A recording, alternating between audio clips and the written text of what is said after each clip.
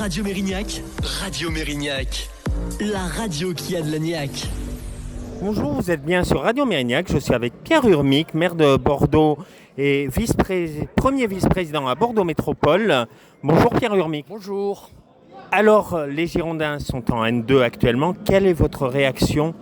Mais qu'il faut tous se mobiliser, et l'après-midi que nous venons de vivre montre que c'est le cas, tous se mobiliser pour sauver ce club, que tout le monde joue sa partition. Nous, les collectivités territoriales, nous le ferons. La métropole est très mobilisée, suit de très près le dossier. La ville de Bordeaux également.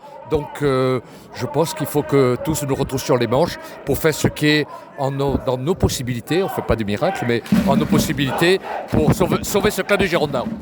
D'accord. Alors, vous avez aussi dit aujourd'hui que vous pensiez que les Girondins pourraient peut-être rejouer prochainement au stade Matmut.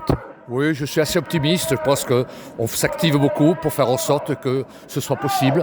Après, il y a des conditions matérielles à discuter, à négocier, naturellement, mais je pense que ça se fera. Saint-Germain n'était qu'une solution de repli, d'urgence. Donc maintenant, on peut essayer de voir une solution plus pérenne.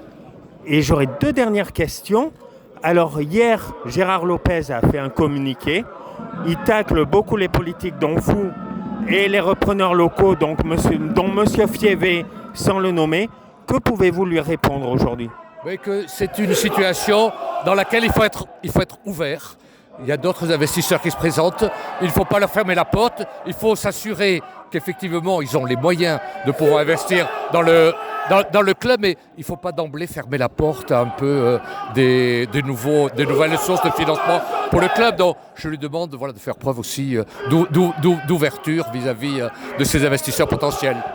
D'accord. Et ma dernière question, souhaitez-vous son départ ?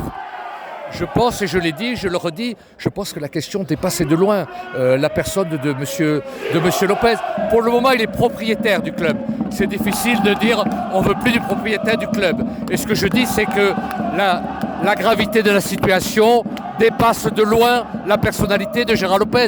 C'est le modèle économique et financier qui est en crise. Parce que remplacer Gérard Lopez par un Gérard Lopez bis, comme on a remplacé dans le passé des Dagrossa, des Longue Épée et d'autres, ça n'a pas réglé le problème. Donc c'est le modèle qui est en crise et donc il faut aller au-delà de slogans peut-être un peu trop réducteurs.